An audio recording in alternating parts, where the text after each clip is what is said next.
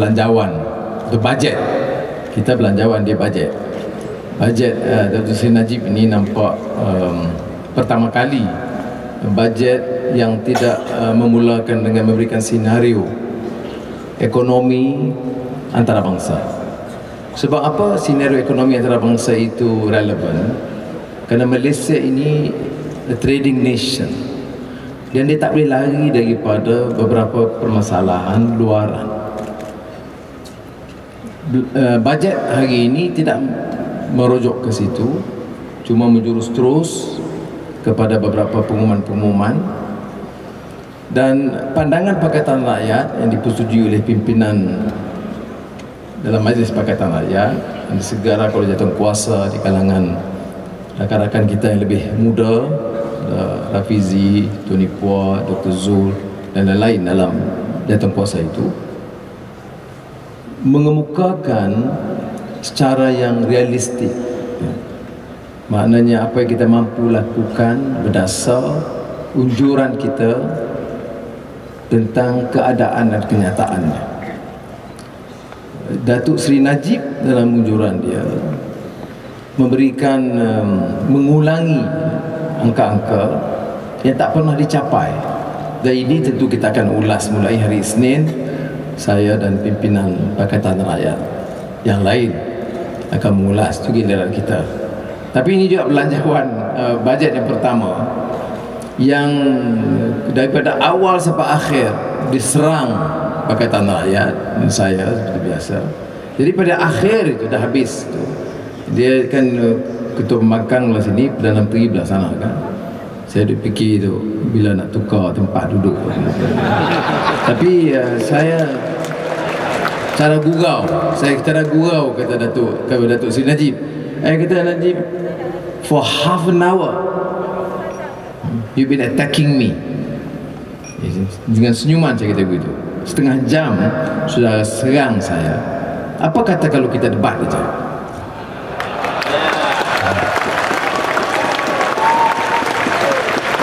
Tajuk belanjawan dia pun dia pegang beg, dia belah. Dia pimpinan ni, ya, dia mesti berani pertahankan hujahnya. Itu prinsip dia, ya. Jadi kalau kita gunakan media untuk mewar-warkan sebagai satu propaganda tapi tidak boleh diulas, itu jadi masalah. Apa perbedaan pendirian Pakatan dengan Barisan Nasional? Ia bukan soal cukai, soal kereta, soal PTPTN, itu satu barang yang khusus. Ialah tentang pendekatan dan konsep pembangunan itu sendiri. Ustazah Zailah dalam mesyuarat Majlis Pakatan baru ini mengingatkan saya, mengatakan jangan kita lupa memulakan dengan meletakkan kerangka pembangunan kita. Bukan hanya kebenaran semata-mata, tetapi memartabatkan insan, pembinaan insan seutuhnya. Makna faktor etika, faktor keadilan sosial itu mesti jadi sebati. Kalau kita mau kaya dengan merelakan penindasan, mana ia bertentangan dengan falsafah pembangunan. Kalau kita mau maju dengan mengenepi merosakkan alam sekitar, kerosakan kawasan bala, kawasan alam sekitar, maka pembangunan itu tidak seimbang. Walaupun Datuk Seri Najib dia sebut wasatiyah. Wasatiyah ini tubuh dia adalah saya nak baca banyak, saya tak berani dah. Tapi wasatiyah ini tentunya berpandukan kepada ajaran Al-Quran. Ya, wa kadzalika ja'alnakum ummatan wasata litakunu syuhada'a 'alan nas wa yakunar rasulu 'alaikum syahida. Umat yang seimbang itu yang maintain equilibrium between man and nature, spiritual and material. Jadi ethical foundation itu penting. Tidak boleh umpamanya kita bicara soal wasatiyah tetapi merelakan golongan kaya bertambah kaya, yang miskin dapat berim. Ini yang berlaku. Apa di perubahan struktural yang kita bicarakan yang penting, yang meletakkan perbedaan. Betul, ada gimmick hadiah pilihan raya yang jauh lebih banyak. Kita kongsi, memang betul, RM100, RM200, RM500. Tapi isu pokok tentang pengagihan yang adil itu tidak.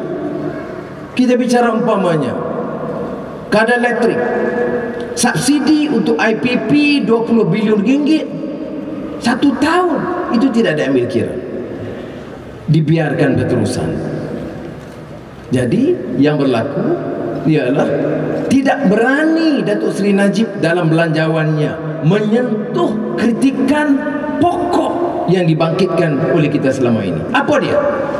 Bahawa kelompok kecil keluarga dan kroni mengumpul puluh bilion ringgit dan yang lain itu dibagikan BRIM.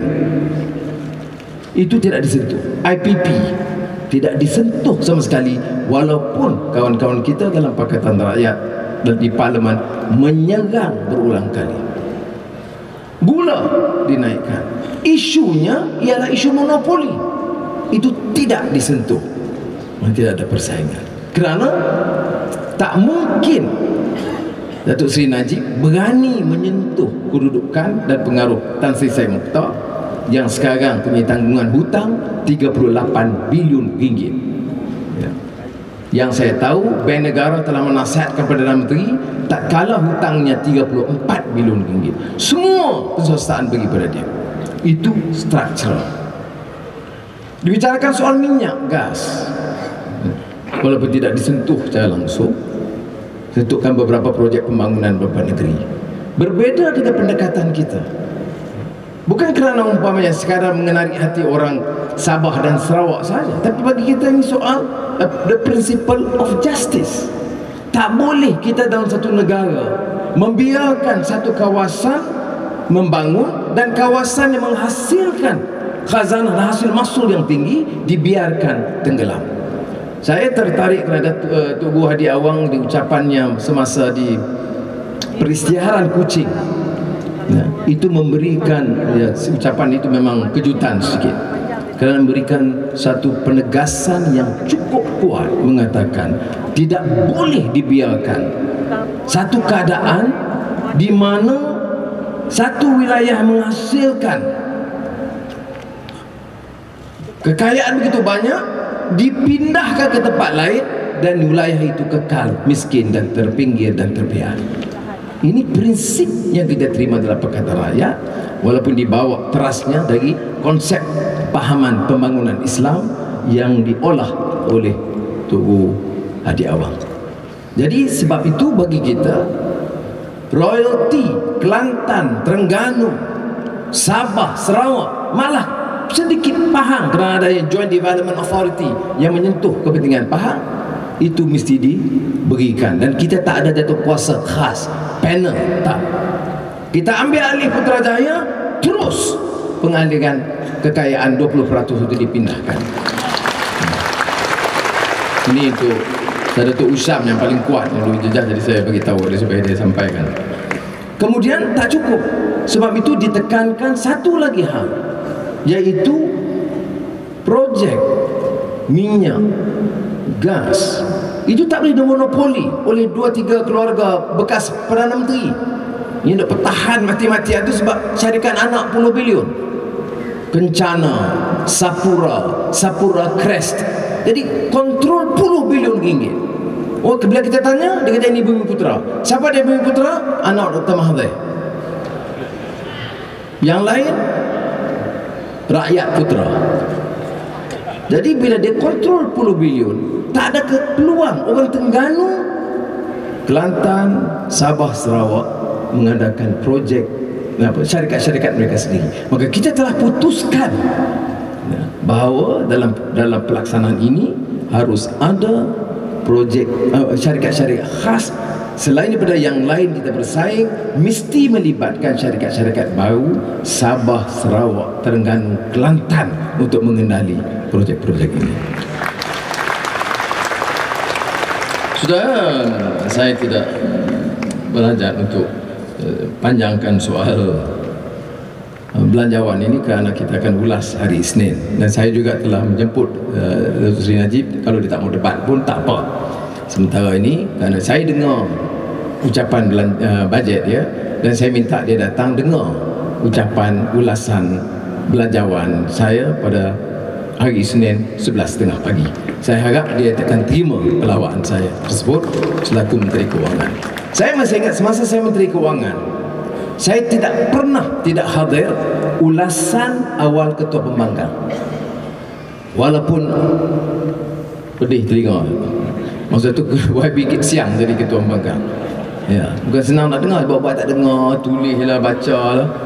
Ya, tetapi saya fikir oleh kerana dia dengar ucapan kita selaku Menteri Kewangan, maka wajarlah untuk menghormati sistem demokrasi dan memuliakan kedudukan parlimen, kita mendengar hujah sekurang-kurangnya Ketua Pembangkang untuk memulakan hujah. Jadi saya nak nasihat Datuk Seri Najib untuk hadir jam 11.30 pagi, dan saya akan bagi ruang sepenuhnya kalau dia nak ulas atau nak sanggah pendapat saya pada masa itu. Jadi tuan-tuan tunggulah hari Isnin besok, sama ada dia berani datang atau tidak. Yang lain ini macam PT-PTN, dia pertikai, dan saya agak terkejut kerana kenyataan itu keterlaluan. It display complete arrogance of power or ignorance for a Prime Minister to completely ignore facts as they are. That is not acceptable. I mean, Perdana Menteri boleh tidak bersetuju. Saya tidak bersetuju dengan Pulau Pinang dasar ini, atau Pulau dengan Selangor begini, atau Kelantan atau Kedah. Tapi dia tak boleh kata bahawa prestasi pengurusan negeri-negeri ini lemah dan gagal. Dan dia sebut perkara itu kesilapan besar kerana ini adalah satu dusta bertentangan dengan laporan Ketua Audit Negara dan fakta tentang pelaburan, pembangunan dan pengurusan negeri-negeri berkenaan. Sebab itu saya bicara tadi dengan Tan Sri Khalid, ya, dan YB Guan Eng. Saya juga minta sekian maklumat tambahan dari Kedah dan Kelantan supaya ucapan belanjawan kita selain daripada menjawab, kita akan jelaskan projek Alam Flora yang dulu dikendalikan oleh swasta atas keputusan Kerajaan Barisan Nasional diambil alih oleh kerajaan negeri. Tugas sama, tugas membersihkan sama, tetapi di bawah kerajaan negeri Selangor 1 tahun kita boleh jimatkan hampir 30% daripada perbelanjaan awal. Jadi kalau saya sekitar 1 tahun jimat, saya tak ingat 40 juta atau 30 juta, maknanya kalau dah 4 tahun dah 120 juta. Pulau Pinang tadi YB Guan Eng sebut 2 Malih Perbandaran, savings untuk Malih Perbandaran itu lebih dari 35%. Sudah bayangkan umpamanya, ya, itu 2 projek. Kita jalankan 1 tahun ni 1000 projek. Bagaimana boleh UMNO dan Barisan Nasional pertikai kewibawaan, integriti pimpinan kita dari sudut tender, dari sudut bersih, tanpa mengenepikan kerana di Pulau Pinang dan juga Selangor penyertaan Bumiputera tetap dipertahankan, tetapi tidak dipertahankan untuk membebankan rakyat seperti mana yang dilakukan oleh Barisan Nasional. Kerana dasar Bumiputera dia itu bermakna kos mesti meningkat, dan Bumiputera itu hanya anak Perdana Menteri atau adik dia atau isteri dia ataupun kroni dia. Kita harus ubah ini. PT-PTN umpamanya, mula Datuk Najib sebut kerugiannya di sekitar 50 bilion, tak salah angka awal yang diberi. Kemudian dipindah setelah kita kritik, kita 48 bilion. Mula-mula kita cadangkan PT-PTN dibatalkan. Apa komen Perdana Menteri? 48 bilion ringgit mustahil kita boleh bayar. Kalau kita bayar, bankrupt. Tadi di Dewan Rakyat angka itu dah turun jadi 30. Nak percaya macam mana Menteri Kewangan ini? Dalam 2 minggu angka lari 10 bilion. Sebab dia guna angka pertama, angka UMNO. Angka 2 setelah dipertikai, dia revise downwards. Sudah kita mampu Sebab kita estimate 5, maksimum 6 bilion satu tahun, bukan 30 bilion sekaligus. Dia boleh bayar keupayaan kita. Jadi sebab itu kita tidak akan berganjak dari pendirian kita.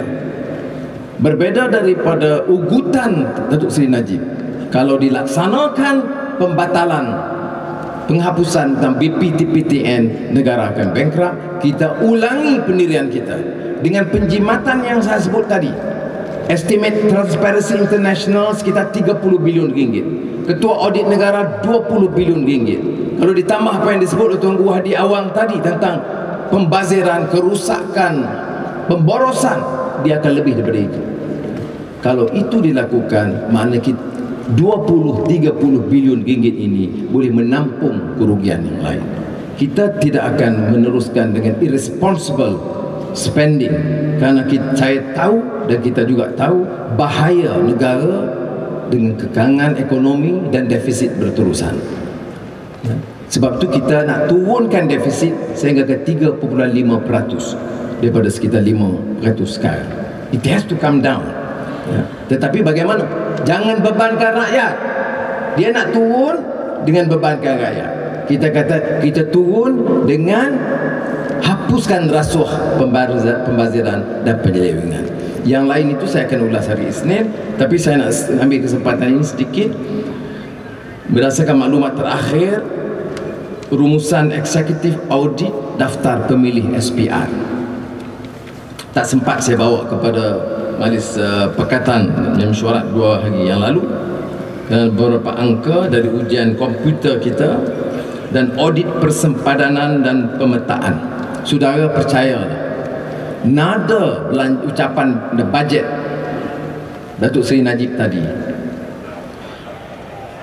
dan juga kenyataan-kenyataan mereka terakhir ini sah bahawa mereka rasa kali pertama dalam sejarah ada kemungkinan besar pada hemat mereka UMNO dan Barisan Nasional akan tewas dalam pilihan yang akan datang.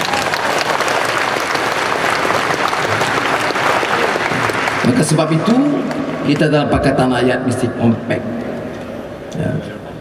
PAS, DAP dan keadilan dengan segala cercaan usaha untuk memecah belahkan kita.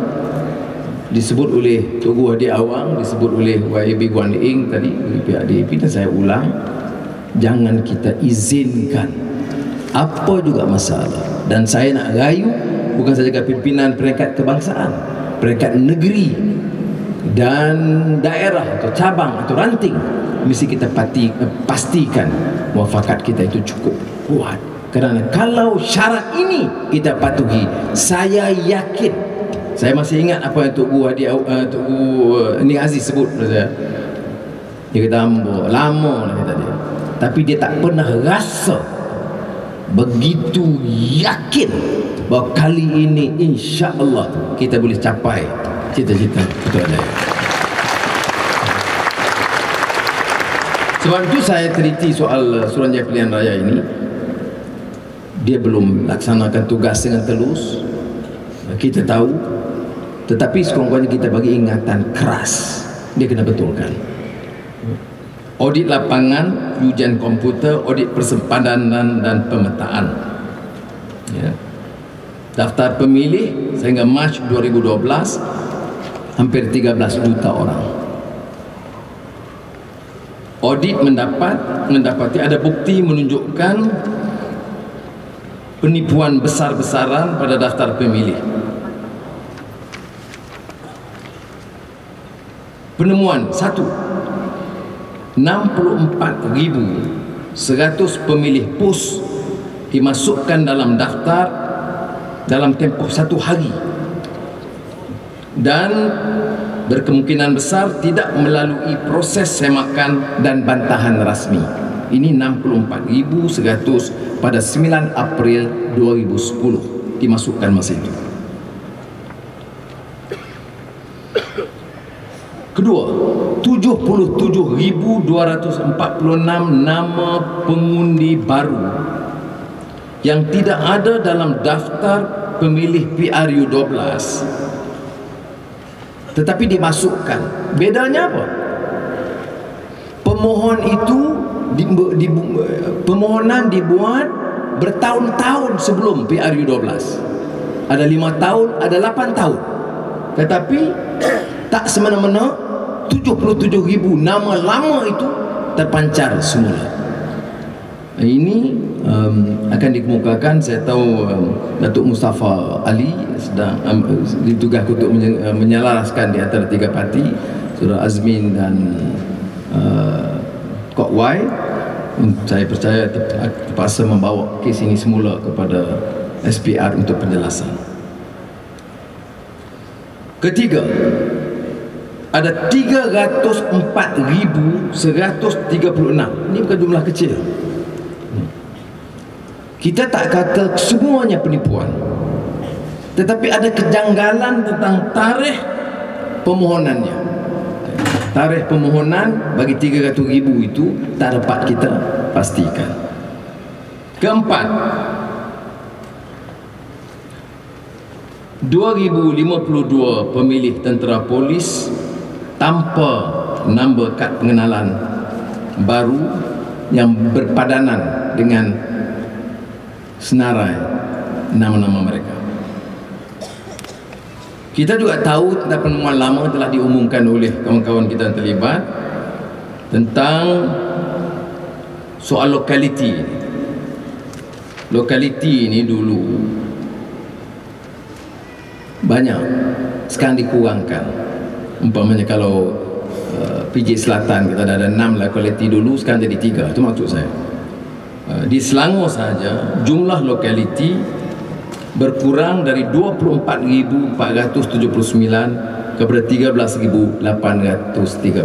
Masalah dia apa? Kita nak cek satu persatu jadi susah, sebab dia jadi kawasan lebih besar dan orang nak teliti itu tak tentu dia tak dapat pastikan dengan begitu baik. Dan klasik example ialah nama Tan Sri Khalid Ibrahim, kerana pendaftaran dia ditukar. Nah, satu lagi ialah kelalaian SPR untuk merekod nombor rumah dari maklumat, alamat, dan bila kelalaian berlaku tidak ada usaha membetulkan. Mengikut rekod terdapat 4,38 juta orang yang ada pemilih tanpa nombor rumah. Dia jawab di kawasan Dayak, Kadazan nombor rumah tak ada, tapi takkan sampai 4 juta. 1,99 juta boleh segera diperbaiki kerana punya alamat tapi tidak dibetulkan. 5,75 juta pemilih tiada alamat dalam daftar pemilih SPR. 3,3 juta hanya ada nombor rumah. Sudah tengok ke dalam senarai, saya ditunjukkan senarai dalam oleh pegawai berkenaan. Nombor 12 jalan tak ada, kampung tak ada, pusat mengundi ada. Di mana? Nombor 12. Menim juga Mak Piramli. Jadi sudah, saya percayakan diambil tindakan segera oleh Datuk Mustafa, Babi Azmin dan Tan Kok Wai. Dan saya dah minta pegawai yang beli taklimat ini segera menemui mereka. Kita tak kata semua 4 juta ini nama penipuan, tetapi menimbulkan persoalan buat kita. Cuma saya nak beritahu saudara, ini bukan perkara baru. Dengan penipuan ini pun, dengan tidak ada alamat, dengan nombor saja pun, saya yakin insya-Allah kita tukar peta landscape politik Malaysia dalam PRU 13. Cuma kita tentu mahu pastikan kita hormat hukum dan Suruhanjaya Pilihan Raya melaksanakan tanggungjawab mereka dengan baik. Kita pun sampai kepada mereka, kerana saya tidak fikir kerajaan baru itu boleh mengizinkan hal ini berlaku tanpa apa-apa tindakan. Saudara Zuna umpamanya melukis kartun, nak memasukkan mereka dalam penjara. Saya tidak pernah setuju dengan Zuna. Sebab tu Zuna baik dia tu, dia tak jadi orang politik. Kalau jadi politik, niat dia nak penjarakan orang. Tapi saya ingin memberi jaminan, ya, setelah bincang dengan pimpinan Pakatan Rakyat, kita nak mandat, nak tadbir negara ikut hukum cara adil. Tidak ada niat nak dera orang, nak penjarakan sesiapa. Itu kita kena ingat. Kita berbeza dengan sekarang, baik media, baik mahkamah, kita hanya pastikan ikut hukum, ikut due process. Marah seperti mana sekalipun, geram memang ada. Kalau ditelanjangkan, diterajang, diaibkan tiap hari, geramnya ada. Tetapi tidak boleh mengikut nafsu amarah kita, kemarahan kita, kerana kita mesti tunduk kepada hukum dan mesti kuat semangat dan juga kemaafan kita. Saya diminta oleh Tuan Haji Mat Sabu. Mat Sabu dia datang bagi arahan kepada saya tadi tentang Himpunan Rakyat 3 November. Beliau diminta mempengerusikan, dan kita dalam majlis pimpinan Pakatan Rakyat telah bersetuju supaya seluruh tenaga PAS, DAP, keadilan dikerahkan ke stadium Bukit Jalil untuk menjayakan satu perhimpunan besar.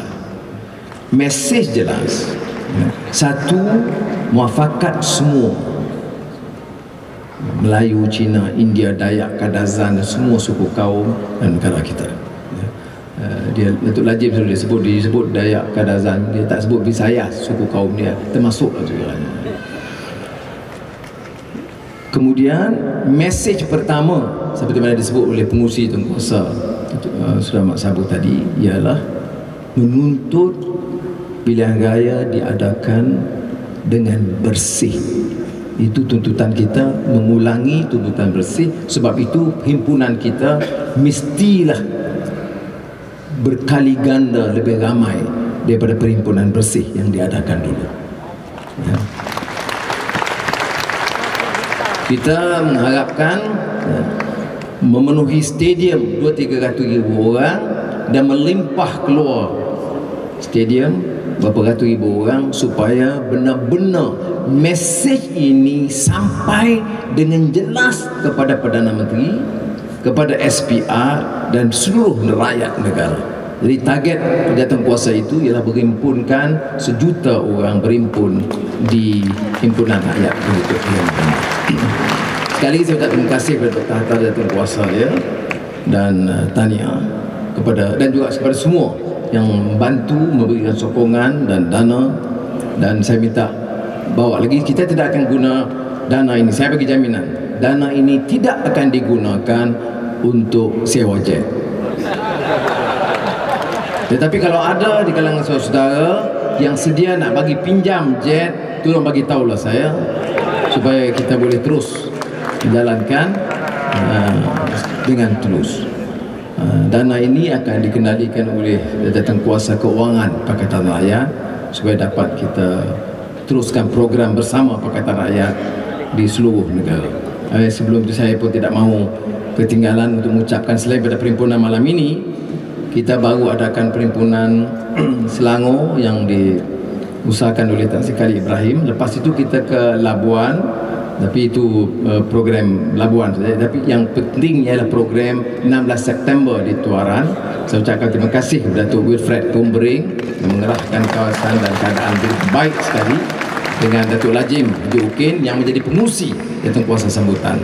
Kemudian ke Sarawak, ke Kuching. Ke Kuching masa itu Holing,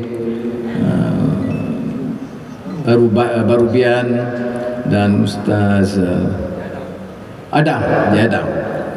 Itu memang dia orang, memang dia show, dia orang star dalam situ. Saya, Ustaz Hadi dengan Kisiang Tenggelam masa itu. Nampak hero-nya masa itu Holing, Barubian dengan Haji Adam, 3 orang. Tapi saya nak ucap tahniah kerana walaupun hujan, mereka siap ke peristiharan dengan baik dan memberikan suatu boost. Sekarang ini dalam belanjawan Pakatan Rakyat, kita kaitkan peristiharaan kucing. Dan kita beritahu, memperingatkan pimpinan kita supaya dalam usaha kita membangunkan dan menjamin keadilan bagi negara Malaysia, peristiharaan kucing itu menjadi di antara teras menjamin keadilan bagi semua rakyat di negara kita. Sekian, wassalamualaikum warahmatullahi wabarakatuh.